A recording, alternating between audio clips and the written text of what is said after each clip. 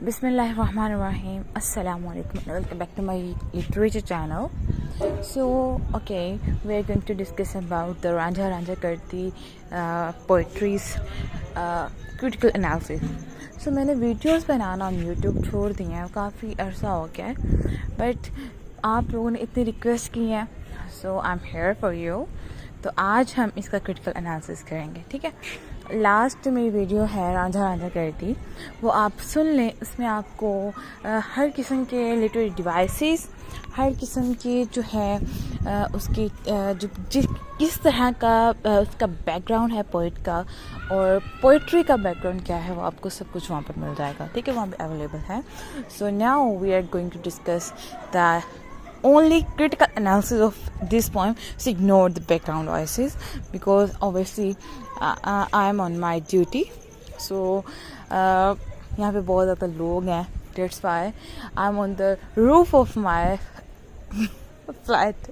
So that's why यहाँ पे बहुत ज़्यादा शोर है। और आप लोगों की रिक्वेस्ट इतनी थी कि आप वीडियो बना दें, तो मैंने सोचा चलो आज मैंने इतने कमेंट्स पढ़े, so मैंने कहा चलो इस पे ट्राई करते हैं बनाने की। अब मैंने इस पे जो है एक बहुत ही लेंथी पॉइंट जो वीडियो है वो बना दिया इस पोएम पे, पोइट्री पे। तो चलो अब इसका क्रिटिकल एनालिसिस करते हैं। सो पोइट्री क्या है? रांझा करती नी में आपे रांझा होई, सद्दो नी मीनू दीदो रांझा, हीर ना आँखों कोई। तो यहाँ पे बुल्ले शाह हमने पढ़ा है कि उनकी जो पोइट्री है वो सूफ़ीज़म की तरफ उनका बड़ा रुझान है, ठीक है। वो सूफ़ीज़म की बहुत बात करते हैं। सूफ़ीज़म क्या होता है, यानी कि वो स्पिरिचुअल पोइट्री करते हैं। उनकी अल्लाह वाली बहुत ज़्यादा पोइट्रीज़ होती हैं। तो यहाँ पे अगर हम, ठीक है, उसका सूफ़ीज़म की तरफ बहुत ध्यान था, जिसमें वो स्पिरिचुअल बात करता था, जिसमें वो गॉड से रिलेटेड बात करता था, अल्लाह से रिलेटेड बात करता था और करते थे ऑब्वियसली। तो अब वो क्या कह रहे हैं, आप इसको वर्ल्डली कनेक्शन की तरफ अगर लेके जाएं तो पहले वर्ल्डली कनेक्शन इसका देख लेते हैं। रांझा कर दी नहीं में आप पे रांझा हो। एक लड़की है जो इश्क में रांझे के फिदा हो गई है, ठीक है। तो अब वो इतना उस पर मर मिटी है, इतना उससे मोहब्बत करती है, उससे इश्क करती है कि उसे अपना आप भूल गया है, ठीक है। ये जो इसके ज़ाहरी मीनिंग नज़र आ रहे हैं, जो इसका ज़ाहरी एनालिसिस हमें नज़र आ रहा है, वो ये है कि हाँ ओबियसली एक लड़की होगी जिसको इश्क हो गया होगा, और वो फिर क्या करती है, वो रांझा करती रहती है। अब इतना उसने रांझा कर लिया है कि वो कहती है कि भाई मुझे भी रांझा ही बुलाओ, मुझे हीर ना कोई बुलाओ, ठीक है। तो ये इसका वर्ल्ड एनालिसिस है। नेक्स्ट है सद्दो मीनू दीदो रांझा, हीर ना आँखों कोई। दीदो रांझा उस रांझे का पूरा नाम था, दीदो रांझा, ठीक है। तो वो कहती है कि मुझे रांझा ही बुलाओ, क्योंकि मुझ में हीर तो ख़त्म हो गई है, क्योंकि मैं रांझे से इतनी मोहब्बत कर बैठी हूँ कि मैं रांझे की तरह सोती हूँ, रांझे की तरह खाती हूँ, रांझे की तरह उठती हूँ, रांझे की तरह चलती हूँ, रांझे की तरह बोलती हूँ। हर उसका जो मतलब डेली रूटीन का काम था वो सारा रांझा ही, हर जगह उसको रांझा नज़र आता था, और उसकी आदतें भी रांझे की आदतें में कन्वर्ट हो चुकी थी, यानी कि वो पूरी उसकी ट्रांसफॉर्मेशन हो गई थी इनटू रांझा। तो वो कह रही है कि मुझे रांझा बुलाओ, मुझे हीर ना कोई बुलाओ। नेक्स्ट देखते हैं। रांझा मैं रांझे विच, गैर ख्याल ना कोई, मैं नहीं वो आप ही अपनी आप करे दिल जोई। अब यहाँ पे वो बता रही है लड़की कि रांझा जो है ना, मैं और रांझा हम आपस में इतने मोहब्बत करते हैं कि मैं रांझे में हूँ, यानी कि जो मैं मेरी आदतें हैं या जो जिस तरह मैं हूँ, मेरा ख्याल जो है वो रांझे को आता है और रांझे का ख्याल मुझे आता है, और हमें कोई दूसरा ख्याल ही नहीं आता। यानी कि वो भी 24 घंटे मेरे ख्यालों में लगा रहता है, मैं भी 24 घंटे उसी के ख्यालों में रहती हूँ, और हमें इसके अलावा कोई काम है ही नहीं दुनिया का, और ठीक है, हमें सिर्फ एक दूसरे की पड़ी हुई है। यानी कि ये बड़ी टिपिकल सी मोहब्बत है, ठीक। यानी कि वो तो दुनिया को बिल्कुल भूल गई है। कहती है कि रांझा जो है वो मुझ में है, मैं रांझे में हूँ, और इर्द गिर्द जो हमारे माँ बाप हैं, जो हमारे बहन भाई हैं, जो भी हमारे रिश्तेदार हैं, जो भी फैमिली मेम्बर हैं, हमने उनको फुली भुला दिया, ठीक है। जो कि ना उसको अल्लाह का पता है, ना उसको दीन का पता है, ना किसी और चीज़ का पता है, वो सिर्फ रांझा ही कर रही है यहाँ पे, ठीक। तो अब हर जगह उसको रांझा नज़र आता है, अगर वो दुआ भी करे तो फिर भी वो रांझे के लिए करती है, यानी कि उसने अपनी पूरी ज़िंदगी डोनेट कर दी है रांझे को, रांझे के लिए जी रही है। तो वो कहते हैं कि अब मैं नहीं, वो आप है अपनी आप के बिल्कुल भी। कहती है मुझ में जो है ना वो मैं नहीं हूँ, वो मुझ में रांझा है जो खुद अपने आप को बयान कर रहा है कि मैं ऐसा हूँ। यानी कि उसकी यहाँ पे क्वालिटीज़ बताई जा रही हैं, यहाँ पे उस जो है एडजेक्टिव यूज़ हो रहा है, ठीक है। यहाँ पे बताया जा रहा है कि यहाँ रानी में एक खसूसियात है कि मैं इतनी सिंपल हो गई हूँ, मैं इतनी अच्छी बन गई हूँ, मैं मुझे लोग जो है वो अगर पसंद करते हैं तो वो मेरी आदतों की वजह से नहीं करते।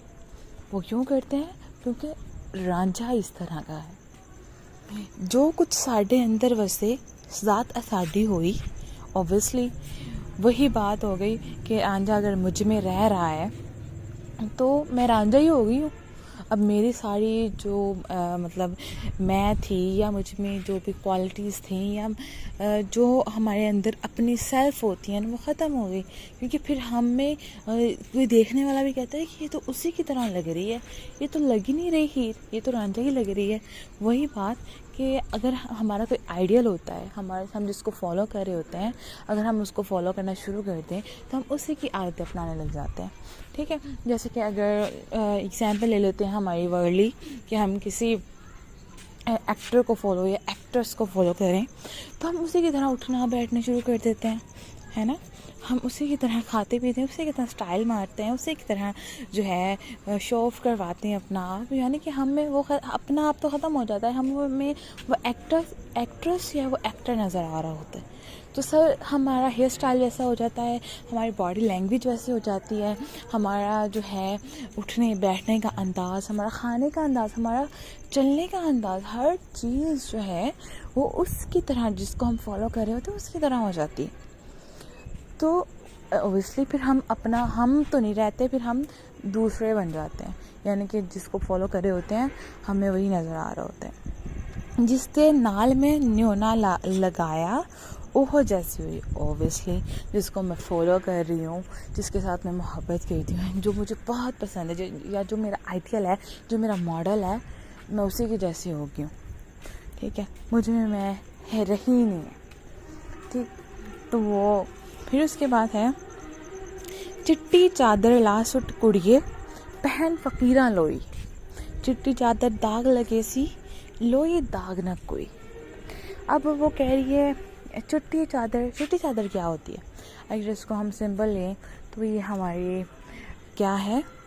हया है, पाकीज़गी है, हमारी शर्म है, यानी कि हम अगर साफ़ सुथरे हैं, अगर हम बहुत हयादार बंदे हैं, या हम जो है अगर वो हीर लगा लो, हीर बहुत जो है वो पाक दामन औरत है, क्या कहती है कि अब इस शर्म को, इस हया को उतार दो, अब क्या करो, अब तुम फ़कीरों जैसी हालत बना लो। फ़कीरों जैसी हालत यानी कि वो उसका अंदाज़ जो है वो मॉडल। अब यहाँ पे एक और बात बता दूँ, जो हीर थी ना वो बहुत अमीर ख़ानदान से थी, और जो रांझा था वो क्या था, मतलब इतना अमीर नहीं था। उसके भाइयों ने उसे घर से निकाल दिया था काम करने के लिए। वो कहता तुम्हें तो किसी ने कुछ देने नहीं है। वो कहता था मैं हीर लेके आऊँगा, और कहती है हीर तो तुम्हें कभी मिल ही नहीं सकती। और बाद में वो हीर उसी के इश्क में पागल हो गई, और वो हीर के लिए जो है ना, वो हीर के घर में रह के वो भैंसों को जो काम करते होते हैं, मुझे उसका पता नहीं है क्या कहते हैं उसे, तो वैसा ये बन गया था, पता नहीं क्या कहते हैं उसे, गवाला या इस तरह जो भी है ना, वो ये बन गया था हीर के लिए, ये ना उनके घर में रह के। और हीर की फैमिली बहुत अच्छी थी, बहुत जो है वेल थी, यानी कि उसमें कह सकते हैं रिच फैमिली से बिलोंग करती थी। अब वो कहती है कि अब ये जो तुम्हारी अकड़ है, या अकड़ नहीं कह सकते यहाँ पे, हम कह सकते हैं ये जो तुमने सफ़ेद लिबास पहना हुआ है वाइट वाला, इसको अब उतार दो। अब अपनी हालत जो है ना, जिस तरह रांझा है, यानी कि वो भी इतना वेल फैमिली से नहीं बिलोंग करता, तुम भी अब फ़कीरों वाली हालत बना लो। फ़कीर क्या होते हैं? अकड़ वाले नहीं होते, फ़कीर सादा होते हैं, फ़कीर का रहन सहन सादा होता है। अगर वो किसी जो है हट में भी रह रहे हों, झोंपड़ी में भी रह रहे हों, तो क्या ट्रिक होता है कि वो गुजारा वहाँ पे कर लेते हैं, उनके लिए वही महल होता है। तो ये भी वही कह रही है कि अब जो है, अब वो नखरे जो अदाएँ थी मेरी उसको निकाल फेंको, अब क्या है, अब मुझे फ़कीरों की जैसी लाइफ गुजारनी चाहिए। उस चिट्टी चादर दाग लगे थी, लोई दाग ना कोई। अब फ़कीर जो है ना, उस पर कोई तहमत लग जाए, ठीक है, लोग उस पर ना इतना देखते नहीं हैं। लोग कहते हैं ये तो फ़कीर है, ये नहीं कर सकता, ठीक है, ये मतलब हम फिर कहें कि जो अमीर ख़ानदान के होते हैं, कि जो सफ़ेद चादर होती है, ज़हर मनिंग देखें, उस पर ज़रा सा भी दाग लग जाए ना, वो नज़र आता है, ठीक है। तो यहाँ पे भी यही बात हो रही है। वो कहती है फ़कीरों वाली चादर पहन लो, फ़कीरों वाला रहन सहन अपना कर लो, कि अगर मुझे कोई देखे कि ऐसी है तो कोई यकीन ना करे कि ये हीर ऐसी हो सकती है, तो मैं अपना रहन सहन ही ऐसा कर लूँ। आगे क्या है, तख्त हज़ारे ले चल बुलिया, सियाली मिले ना ढोई। तख्त हज़ारे क्या है? तख्त हज़ारे रांझे का गांव था, ठीक है। सियाली हीर का गांव था। अब हीर क्या कह रही है बुल्ले को और रांझे को कि आप मुझे ना ले चलो अपने जो तख्त सियाली है ना, जो तुम्हारा शहर है, वहाँ पे ले जाओ, क्योंकि मुझे अपने यहाँ पे गांव में, यहाँ पे जो हमारा शहर है या जो भी है, वहाँ पे ना मुझे सुकून नहीं मिल रहा। क्यों नहीं मिल रहा? क्योंकि मैं तो रांझा हो गई हूँ। अब मैं हीर की ज़िंदगी तो जीने से रही, अब मैं हीर की ज़िंदगी जी नहीं सकती। क्यों नहीं जी सकती? क्योंकि मैं रांझा बन गई। तो इसलिए मुझे रांझे ही के घर में सुकून आना है, ना कि अपने घर में आना। ये था इसका क्रिटिकल एनालिसिस, जो कि इस पोइट्री से अपीयर हो रहा है, जो कि वर्ल्डली क्रिटिकल एनालिसिस है। अब स्पिरिचुअली हम अगर इसको देखें तो इसमें क्या बात हो रही है कि एक जो है अल्लाह लोग इंसान है, उसने अल्लाह के साथ जो है वो कनेक्शन बना लिया, बहुत स्ट्रॉन्ग कनेक्शन। यानी कि वो आप सल्लल्लाहु अलैहि वसल्लम की सुन्नत फॉलो करता है, वो अल्लाह के नक्शे कदम पे चलता है, जो अल्लाह ने हमें रास्ता फॉलो करने को दिया है उसको फॉलो कर रहा है, उस सिरात मुस्तकीम पे चल रहा है। तो फिर क्या कहता है वो बंदा कि मैं जो हूँ ना, अब मुझ में मैं मर गई है, अब मैं वो बन गया हूँ जो अल्लाह ने हुक्म दिया था। तो अब मुझ में मैं नहीं रहा, मुझ में वो आ गया है जो अल्लाह को अदाएं पसंद थे। तो अब मुझे क्या बुलाओ? अब मुझे अल्लाह वाला बुलाओ। मैं अब वो कहते हैं अल्लाह मुझ में है और मेरे दिल में अल्लाह ही बसता है, और यकीनन यही अगर मैं अल्लाह के लिए अपनी सारी लाइफ गुजार रहा हूँ, अल्लाह के लिए सारी लाइफ डोनेट कर रहा हूँ, तो ऑब्वियसली अल्लाह भी मुझे याद करता होगा, अल्लाह भी मुझे नोटिस करता होगा। अल्लाह के नोटिस में होगा, बेशक पूरी दुनिया मुझे नोटिस ना करे, लेकिन अल्लाह मुझे देख रहा है, अल्लाह ज़रूर मुझे नोटिस कर रहा होगा। गैर ख्याल न कोई, और मुझे इसके अलावा कोई ख्याल ही नहीं आता। मैं हमेशा नमाज़ें पढ़ता हूँ, सदक़ात करता हूँ, गरीबों की मदद करता हूँ, जो है अच्छी लाइफस्टाइल का आदी नहीं रहा। अब मैं जो अल्लाह का हुक्म है, जो अल्लाह के अहकामात हैं, उन सारे रूल्स, उन सारे ऑर्डर्स को फॉलो कर रहा हूँ। तो मुझ में मैं मर गई है। अब मैं क्या कहते हैं, अब मुझ में जो नज़र आ रहा है ना, वो मैं नहीं हूँ, अब वो क्या है? अल्लाह है। और मेरी जो क्वालिटीज़ हैं, मुझ में जो चीज़ें नज़र आ रही हैं, क्या है वो कि मैं नहीं था वो, अब मैं अल्लाह के रास्ते को फॉलो कर रहा हूँ, इसलिए मैं अच्छा बन रहा हूँ, इसलिए मुझ में वो क्वालिटीज़ आ रही हैं। तो मैं नहीं हूँ वो, अब मुझ में क्या है?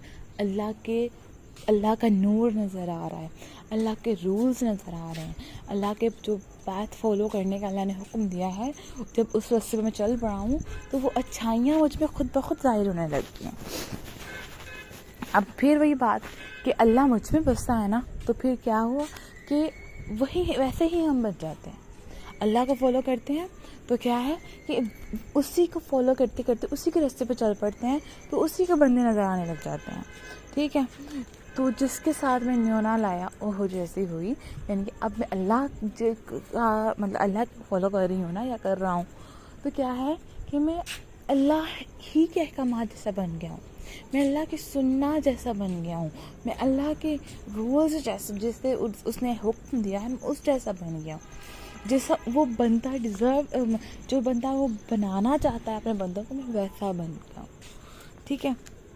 अब वो कहते हैं कि अब मैंने अपनी अकड़ उतार के फेंक दी है, अब मैंने अपनी ईगो, अपनी शो ऑफ जो मैं करता था अपनी बड़ी बड़ी गाड़ियों को, बंगलों को या किसी चीज़ को भी, अब मैंने वो फेंक दी है। अब क्या किया है मैंने, अब मैं एक सादा ज़िंदगी गुजार रहा हूँ। क्यों? क्योंकि उस लाइफस्टाइल में क्या था, उस लाइफस्टाइल में मेरे साथ मैं अगर अकड़ करता तो मैं लोगों की नज़रों में आ सकता था। अगर मैं इस तरह एक लाइफ गुजारता तो क्या होना था कि मैं ऐसा लाइफस्टाइल गुजारने के बाद मुझे लोग अजीब नज़र से देखते, मुझे कहते कि तुम शो ऑफ कर रहे हो, या तुम बहुत ईगो वाले पर्सन हो, या तुम ऐसा कुछ भी। ठीक है। तो एटीट्यूड मुझ में आ जाता, तो मैंने उन सारी चीज़ों को फेंक दिया है उतार के। अब मैं क्या कर रहा हूँ, अब मैं एक फ़कीराना ज़िंदगी जी रहा हूँ, अब मैं एक सूफीज़म की तरफ जा रहा हूँ। क्यों? क्योंकि सादा ज़िंदगी गुजारने का अल्लाह ही ने हुक्म दिया है। तो अब मुझ पे कोई दाग लग ही नहीं सकता। क्यों नहीं लग सकता दाग? क्योंकि मैं अल्लाह के रूल्स को फॉलो कर रहा हूँ, अल्लाह जो भी ऑर्डर्स हैं उनके, उनको फुलफ़िल कर रहा हूँ। जो रिक्वायरमेंट्स हैं अल्लाह का बंदा होने की, मैं उनको फॉलो कर रहा हूँ। तो डेट्स व्हाई मुझ पे कोई भी दाग या कुछ भी ऐसा तोहमत वगैरह नहीं लग सकती। अगर लग भी गई तो अल्लाह है ना, वो मुझे वो सब ठीक कर देगा। नेक्स्ट है तख्त हदारे लचल बुलिया स्याली मिलन हुई। अब ये तख्त हदारी को साइड पर रखो, स्याली को साइड पर रखो। अब बात यहाँ पे ये हो रही है कि अल्लाह जहाँ पे तू रहता है, ये जो चीज़ तुझे पसंद है, जो जगह तुझे पसंद है, या जिधर तेरा घर है तो मुझे उस साइड पे ले जा, उधर ले जा। क्यों नहीं ले जा? क्योंकि अब जो मेरा एरिया है, जो ये चीज़ है, दुनिया है, यहाँ पे मेरा दिल नहीं लग रहा। अब जहाँ पे तू है तो मुझे वहाँ ले जा। यहाँ पे मौत का भी जिक्र आ रहा है कि या अल्लाह, क्योंकि हमने पता है ना कि जो दुनिया है ना वो मोमिन के लिए कैद है। तो जैसे यहाँ पे मोमिन बंदा बात कर रहा है कि ए अल्लाह तू मुझे ले जा इस दुनिया से, तू जहाँ पे है तुम मुझे वहाँ पे ले जा। क्यों? क्योंकि मैं यहाँ पे जो है वो दिल नहीं लगता, मुझे यहाँ पे घबराहट महसूस होती है, जो भी मतलब जो भी बेचैनी होती है ना, मुझे यहाँ पे फील हो रही है। मैं यहाँ पे अल्लाह के सामने गुजारिश कर रहा है कि अल्लाह तो प्लीज़ मेरी दुआ कबूल करो, मुझे अपने पास ले जा। क्यों मुझे अपने पास ले जा? क्योंकि मैं तेरा बंदा बन गया हूँ। अब क्या है, रांझा कर देने में आप पे रांझा हो, सद्दो निबंधी दो रांझा कीड़ ना खो कोई। इसलिए मुझे अपने ले जा, क्योंकि अब इस दुनिया की हकीकत मुझ पर खुल रही है। अब मैं तेरे रास्ते पे चल पड़ा हूँ, अब मैं तेरा बंदा बन गया हूँ। तो मुझे गुनाहों से बचा ले, तो मुझे हर तरह की जो बेहयाई है उससे बचा ले। क्योंकि ये दुनिया मतलब टोटली क्या है, एक कांटों का बिछौना है। ठीक है। यहाँ पे कोई सुकून नहीं है फॉर मोमिन। ठीक है। लेकिन अगर देखा जाए जो डिसबिलीवर्स होते हैं, ठीक है, उनके लिए दुनिया जो है ना, ये बहुत हसीन ख्वाब बन गया है। ठीक है। और जब उनकी आंखें खुलनी है तो ये ख्वाब जो है बबल्स की तरह ख़त्म हो जाना है। ठीक है। तो यही थी हमारी आज की वीडियो, यही इसका क्रिटिकल एनालिसिस है। लेकिन अगर आपको इसके बारे में, इससे रिलेटेड जो भी क्वेश्चन करना है आप कर सकते हैं। और मैंने ये वीडियोस जो है बनाना छोड़ दी हैं, बट ओब्वियसली आप मुझे इंस्टाग्राम पे फॉलो कर सकते हैं। ठीक है। और उसके अलावा जो भी इसमें हाँ, मैंने मेल भी दे रखी है अपने यूट्यूब पे, so you can check it out. और आप मुझे मेल कर सकते हैं अगर कोई भी यूट्यूब लिटरेचर के रिलेटेड जो भी आपको कंटेंट चाहिए, या जो भी आपको जो है वो सब्जेक्ट के रिलेटेड मटेरियल चाहिए। I am always available for all of you. So thank you so much, और thanks for your love. Thank you so much. अल्लाह हाफिज़। Take care of yourself. अल्लाह हाफिज़।